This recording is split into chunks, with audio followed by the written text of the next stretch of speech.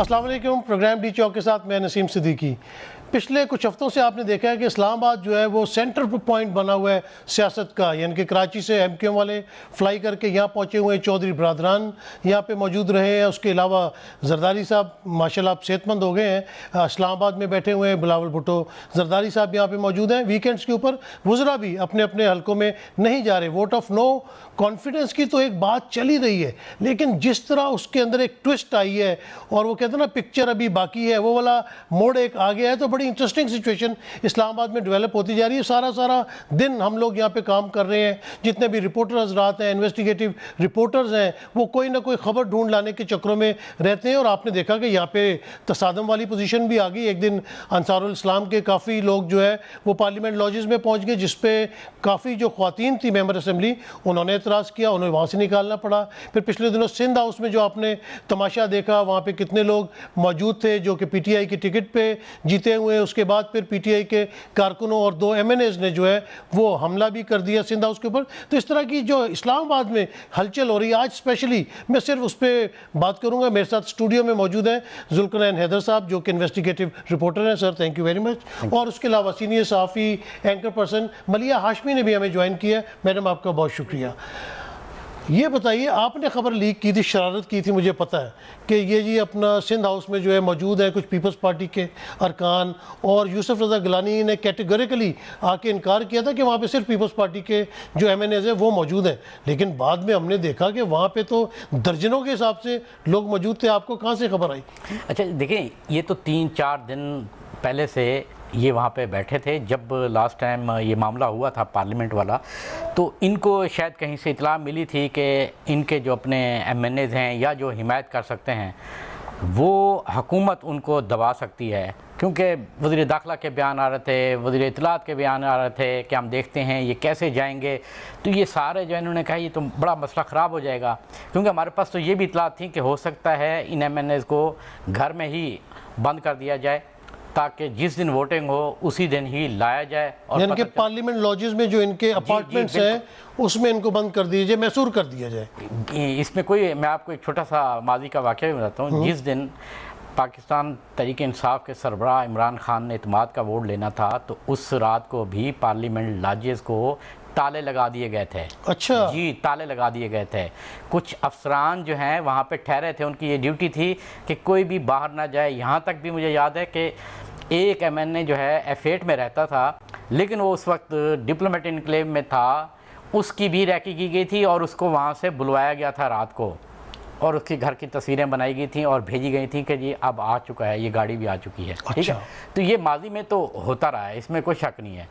لیکن Peoples party نے یہ سمجھا, یا نون لیگ نے, کہ بھائی بہتر یہ ہے کہ ان کو آپ سیف کسٹڈی میں لے لیں تاکہ یہ اس دن ہی نکلیں گے جس دن ووٹنگ ہوگی, نہ ان کو ملیں گے نہ یہ ان کو روک سکیں گے. وہ لیک آؤٹ ہوگی. ایک کوئی ایونٹ تھا, ان کا فنکشن تھا, وہاں کوئی شور شرابہ ہو گیا. شور شرابہ ہوا تو آپ کو پتہ ہے اسلام آباد ہے, خبر پھیل گئی. اس کو جب مزید چیک کیا تو پتہ یہ چلا کہ یہاں پہ صرف پہلے جو خبر آئی تھی وہ 3 خواتین کے حوالے سے تھی کہ جی وہ یہاں پر ہیں. وہ انٹیلیجنس بیورو نے پی ایم کو رپورٹ دی کہ اور بھی کچھ لوگ یہاں پہ ہو سکتے ہیں. پی ایم نے اپنے خطاب میں کہہ دیا. جب خطاب میں کہا تو ہم نے اس کو مزید پروب کیا کہ چیک تو کریں. پتہ چلا جی یہاں تو 11 لوگ بیٹھے ہوئے ہیں. اور اس رات 3 جو خواتین تھیں جو کہ ڈری ہوئی تھیں کہ ہم نے یہاں نہیں رہنا, ان کو یہ فیصلہ ہوا کہ پیپلز پارٹی کے ایک اہم رہنما کی گاڑی میں بٹھانا ہے اور سکھر منتقل کرنا ہے. اچھا, جو کہ سکھر پہنچ بھی چکی ہیں. ٹھیک ہے جی. اچھا, وہ سکھر پہنچ چکی ہیں؟ جی پہنچ چکی ہیں, سیف کسٹڈی میں. بالکل. اور اسی رات 8:42 پہ ایک خاتون ایم این اے حکومتی, اس کی ملاقات بھی ہوئی بلاول زرداری سے F8 میں. تو ہمارے پاس یعنی کہ چیزیں جو شواہد تھے وہ اتنے آ چکے تھے کہ ہم خبر دے سکتے ہیں, اور اسی وجہ سے ہم نے خبر دی. اور اس کے بعد جب حکومت نے کہا کہ ہم آپریشن کریں گے, تو پھر اپوزیشن نے یہ سوچا کہ اگر آپریشن کیا اور یہاں سے یہ برآمد ہو گئے تو حکومت یہ ثابت کر کے دکھا دے گی کہ ان کو اغوا کیا گیا ہے. تو انہوں نے فوری طور پہ یہ پلاننگ کی, نون لیگ نے پلاننگ کی, باقاعدہ اینکرز کو بلایا گیا مخصوص. وہاں پہ جو لوگ بیٹھے ہوئے تھے, شرجیل میمن تھا, ان کی بات کرائی گئی, مریم اورنگزیب, یہ لوگ جو ہیں جو نام دے رہے ہیں ان کو آپ نے اندر آنے دینا ہے، باقی کسی کو، اس لیے کسی بیٹ رپورٹر پیپلز پارٹی کے بیٹ رپورٹر کو نہیں جانے دیا گیا، اینکرز کو بلایا گیا اور سامنے لایا گیا تاکہ حکومت یہ آپریشن روک دے۔ جب ان کے بیان آ جائیں گے کہ جی میں اپنی مرضی سے یہاں بیٹھا ہوں تو پھر کوئی قانون یہ اجازت نہیں دیتا۔ ملیح یہ کس قسم کی سیاست ہو رہی ہے یہاں پہ؟ میرا مطلب کہ پی ٹی آئی کی ٹکٹ کے اوپر آپ الیکشن جیتے ہیں اور آپ جا کے سندھ ہاؤس میں بیٹھے ہیں، یہ ضمیر کس قسم کا ہے اور یہ کب جاگتا ہے، کیوں جاگتا ہے اور کس وجہ سے جاگتا ہے؟ دیکھیں ضمیر نام کی تو کوئی چیز ہی نہیں ہے نا۔ جب آپ نے اپنے آپ کو برائے فروخت فور سیل کا آپ نے ٹیگ لگا لیا اپنے ماتھے پر، تو پھر ضمیر نام کی کیا چیز رہ جاتی ہے؟ ابھی ذوالقرنین نے بڑی آپ کو صحیح ساری ایکوریٹ انفارمیشن دی، ہماری بھی یہی اطلاعات ہیں، اور یہ جو بلاول سے ملاقات کی اور نون لیگ کی بھی لیڈرشپ سے ملاقات کی خبریں بالکل درست ہیں کہ ان کو یہ خطرہ ہے کہ شاید اگلی بار ہم پی ٹی آئی ہمیں اکوموڈیٹ نہ کرے، ہم وہ کام کر کے نہیں دکھا سکے، ڈیلیور نہیں کر سکے، عمران خان کو نہیں کنونس کر سکے کہ آپ نے ہمیں جو ریزروڈ سیٹ دینے کا وعدہ کیا تھا، جو پورا کیا، وہ آپ کا فیصلہ درست تھا۔ سو اب انہیں پتہ ہے کہ ٹھیک ہے اب آگے کہیں فیوچر دیکھنا ہے۔ what they are missing out on is کہ 63(1)(a) کی جو تشریح اب کل انشاءاللہ جا رہی ہے، حکومت اس کی سپریم کورٹ سے ظاہر ہے کہ وہ کنسلٹ کرے گی۔ سو یہ بہت امپورٹنٹ ہے سمجھنا کہ تاحیات نااہلی بھی ہو سکتی ہے ان لوگوں کی، یعنی اس کو یہ مت سمجھیں کہ صرف ڈی سیٹ ہی ہو جائیں گے، اس میں قانونی نقطے بہت سے ہیں۔ لیکن ایک دفعہ وہ ووٹ تو ڈال دیں گے نا، ووٹ ڈالنے سے پہلے تو آپ کسی کی نیت پہ کس طرح شک کر سکتے ہیں؟ باقیوں کی تو نہیں کر سکتے، لیکن یہ جو سامنے آ گئے ہیں 11-12 لوگ، ان کا تو پتہ چل گیا کھل کے سامنے آ گئے ہیں۔ اب یہ دونوں طرف سے اپنی طرف سے خود کو انہوں نے سیو کیا۔ ایک طرف انہوں نے عمران خان اس سے پہلے کہ وہ سٹنگ آپریشن کرا کے ثبوت سمیت پوری قوم کے سامنے ان کو بے نقاب کرتے، انہوں نے سوچا کہ عزت اسی میں ہے کہ عمران خان پہ سارا گند ڈالو، ملبہ ڈالو کہ جی کچھ ہو نہیں سکا، ہم مہنگائی سے پریشان ہیں، لہٰذا ہم نے سندھ ہاؤس میں سوچا کہ کروڑوں روپے کے تھیلے پکڑ کے مہنگائی کو دور کیا جائے۔ دوسرا انہوں نے یہ بھی سوچا کہ کچھ لوگوں کی یہ بھی رائے تھی کہ ہو سکتا ہے کہ اپوزیشن کی جن جماعتوں سے ہماری سیٹ کے وعدے ہو رہے ہیں وہ کل کو مکر جائیں، ہم ووٹ بھی نہ دیں عمران خان کو، مطلب ناکام کرانے میں بھی ہم ان کے کام آ جائیں اور کل کو ہمیں اکوموڈیٹ نہ تو یہ کیا اپنی جائے۔ سیٹ چھوڑ کے چلے جائیں، ان کی سیٹ پہ جیت جائیں، پھر اسمبلی میں واپس آ جائیں۔ یہ بات ہے جو آپ نے سوال کیا تھا کہ غیرت، یہ غیرت والوں کا کام ہے، یہ غیرت مندی کی نشانی ہوتی ہے کہ آپ کو اختلاف ہے، آپ سیٹ چھوڑیں، عمران خان کے نام پر ہی آپ ووٹ لے کر آئے اور عمران خان کے ہی خلاف اسی کی حکومت میں بیٹھ کے آپ ان کے خلاف ووٹ کاسٹ کریں گے، تو ظاہر ہے کہ یہ آئینی طور پر بھی غلط ہے۔ اور مزے کی بات یہ کہ میڈیا پر زیادہ تر جو بحث ہو رہی ہے، مجھے خوشی ہے کہ آپ نے ڈیبیٹ کا ایک ڈیفرنٹ اینگل آڈینس کے سامنے رکھا ہے، ادروائز زیادہ تر ڈیبیٹ اس بات پہ ہو رہی ہے، ہمارے کچھ قانونی ماہرین بھی، بدقسمتی کی بات یہ کہ بجائے اس کے کہ یہ عوام کو بتائیں کہ یہ کیوں آئین شکنی کے زمرے میں آتا ہے، آئین اس کو اس سے انحراف کرنا، آئین توڑنا، یہ کیوں غلط ہے، وہ اس چیز پہ ہیں کہ جی کس صورت میں یہ ہو سکتے ہیں۔ ہمیں یہ آپ نے بڑی اچھی پوائنٹ اٹھایا، یہ ڈیفائن کرنا چاہیے۔ دیکھیں ووٹ آف نو کانفیڈنس لانا اسپیکر کے خلاف، چیئرمین کے خلاف، سینٹ کے، کوئی آئینی بات ہے، لیکن اگر کوئی سازش کے تحت اس قسم کا کام کیا جائے، پیسے پکڑے ہیں یا کوئی اور سازش کی گئی ہے، اگر ممبران خوش نہیں ہے، اپوزیشن کے پاس نمبر آ جاتے ہیں، وہ اتحادیوں کو اپنے ساتھ ملا لیتے ہیں جو آزاد ہیں، پھر تو بات بنتی ہے۔ لیکن اگر آپ کسی پارٹی کے لوگوں کو توڑنا شروع کریں، چھانگا مانگا کریں، مری کریں، تو یہ تو غیر آئینی چیز ہوگی۔ غیر آئینی چیز ہے، اور مزے کی بات یہ کہ بلکہ آئرونیکلی انف جاوید لطیف صاحب جو نون لیگ کے سینئر رہنما ہیں، انہوں نے باقاعدہ اعتراف کیا ہے ایک نجی ٹیلی ویژن ٹاک شو میں بیٹھ کر کہ ہاں ہم ہارس ٹریڈنگ کر رہے ہیں، اور اس کی وجہ انہوں نے بہت دلچسپ بتائی ہے کہ چونکہ عمران خان جلسے جلوس کرنے سے بھی نہیں جا رہے، کسی بھی صورت ہم ان کو گرا نہیں پا رہے، لہٰذا اب ہم ہارس ٹریڈنگ کر رہے ہیں۔ سو یہ لیجسلیٹو انٹینٹ دیکھنے کی نسیم صاحب بہت ضرورت ہے کہ 63(1)(a) لایا کیوں گیا، اس کی لیجسلیٹو انٹینٹ یہ تھی کہ اس کو پریونٹ کیا جا سکے۔ سو یہ ڈیبیٹ ہی پریونٹ تو ہو نہیں رہا ہے۔ ذوالقرنین یہ بتائیے گا، سینٹ کے الیکشن ہوئے، کلیئر کٹ ایک ویڈیو آ گئی کہ یوسف رضا گیلانی صاحب کے بیٹے جو ہے پیسوں کی ویلنگ ڈیلنگ کر رہے ہیں۔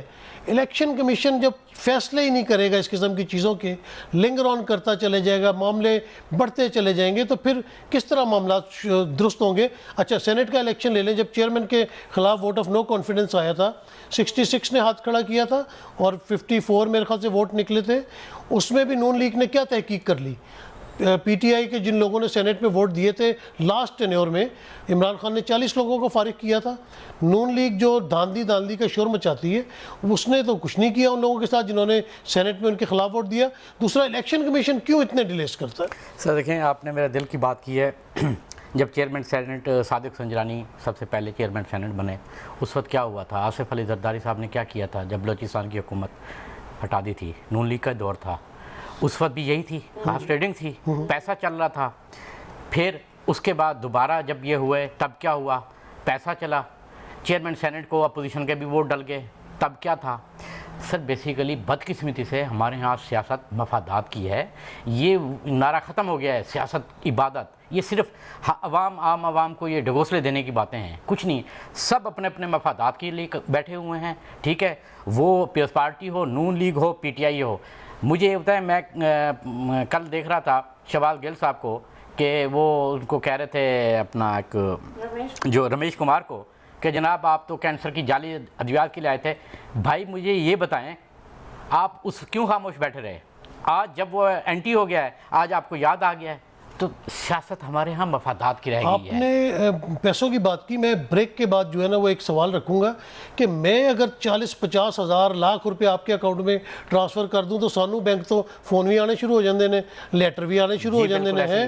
اور جبکہ ہم لیجیٹیمیٹ ہمارا تنخواہ آتی ہے، ٹیکس بھی پے کرتے ہیں، لیکن بڑے بڑے اگر کروڑوں روپے ادھر سے ادھر ہو رہے ہیں، اربوں روپے ادھر سے ادھر ہو رہے ہیں، کوئی اس کا پرسانے والی. میں بریک لے لوں، بریک کے بعد یہیں سے شروع کریں گے. Take a break.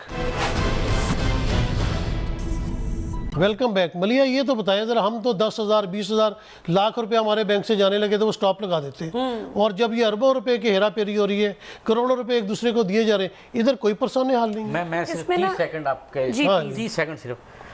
آپ نے بات کی کہ ادارے کیا کر رہے ہیں. بدقسمتی یہ ہے کہ آپ کے اداروں کا سسٹم ہی نہیں ہے. آپ نے تمام ادارے شخصیات کی مرہون منت کر دیے ہیں کہ یہ بندہ جو ہے یہ میرے تعلق والا ہے یا میرے مائنڈ کا ہے یا میرے کنٹرول میں رہے گا، اس کو ہم نے ادارے کا سربراہ بنانا ہے. تو حالات تو یہ ہونے، اس نے کہاں سے سسٹم چلانا ہے؟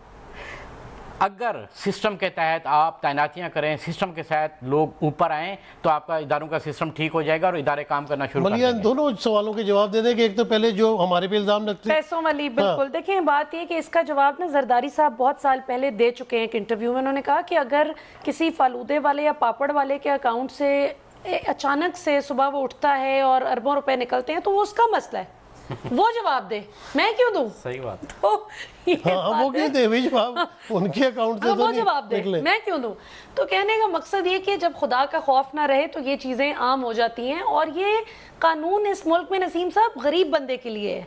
آپ کا قصور پتہ کیا ہے کہ آپ 50,000 1 لاکھ کی بات کر رہے ہیں، آپ اربوں روپے کی بات کریں. کسی مائی کے لال میں جرت نہیں ہوگی کہ آپ کو سوال کر جائے، الٹا سلوٹ کریں گے آپ کو کہ سر آپ آئے ہیں، کس طرح سے ہم آپ کی اس وائٹ کالر کرائم کو چھپا سکتے ہیں، آپ کو بچا سکتے ہیں. دوسری جو انہوں نے بات کی، بڑی درست بات کی کہ انفارچونیٹلی اداروں کے سربراہ اپنی مرضی کے لگانے کا ایک سلسلہ چلتا آیا ہے اور یہ بہت سالوں سے چلتا ہے. فرق صرف اتنا ہے کہ نواز شریف اور زرداری اگر کرپشن کرتے تھے نا اور غلط کام کرتے تھے، وہ کسی چج نال کرتے، مطلب وہ پھڑے بھی نہیں جاندے سی. عمران خان کا سب کو پتہ ہے کہ وہ آنیسٹ ہیں، ایماندار ہیں، فائنینشلی کلین ہیں. ٹیم میں لاکھ خرابیاں ہوں، ان کے ناقدین بھی مانتے ہیں کہ فائنینشلی آنیسٹ ہیں اور واقعی مخلص ہیں وہ ان کو پکڑنے میں. لیکن مسئلہ یہ نسیم صاحب کے 3.5 سال ہو گئے، یہ پکڑائی نہیں دیتے. لیکن عمران خان نے 3.5 سال میں کنٹینر پہ کھڑے ہو کے جو وعدے کیے، میں چھوڑوں گا نہیں، میں چوروں کو نہیں چھوڑوں گا، میں مافیا کو نہیں چھوڑوں گا، 3.5 سال میں سب لوگ ڈرائی کلین ہو کے واپس آ کے پھر یہ تو وہاں مہربانی ہے کھڑے. نا. پھر عدالتوں سے سٹے لے کر بھی آپ دیکھیں اس وقت 4,000 سے زائد سٹے چل رہے ہیں کیسز میں جو ہوئے میں. اور ایک بڑی امپورٹنٹ بات ہے کہ عمران خان صاحب کو شاید جو بندہ دل کا صاف ہوتا ہے نا، آنیسٹ ہوتا ہے، اس کو لگتا ہے سب سچ بول رہے ہیں میرے ساتھ. عمران خان صاحب کو سب سے زیادہ مس رپورٹنگ کرنے والے ہی زیادہ تر اداروں کے ہیڈز تھے جو ان کا خیال تھا کہ میں نے بڑے بندہ تو ویسے ہی مس فٹ ہے سب کے درمیان. بالکل بالکل. ادھر کوئی بھی، ادھر تو کوئی فرشتہ بھی آ جائے تو وہ بھی اس ملک میں مس فٹ ہے. یہ تو تیزاب سے غسل دیا جائے اس پورے نظام کو، اس کو از سر نو دوبارہ سے اس سسٹم کو بنایا جائے، ریبوٹ کیا جائے، پھر کہیں جا کے کوئی بہتری کی گنجائش ہو سکتی ہے. آپ نے کورٹ رپورٹنگ بھی ذوالفقار بہت زیادہ کی ہے. یہ کس طرح معاملات چلے؟ شروع میں تو بڑے تیزی کے ساتھ معاملات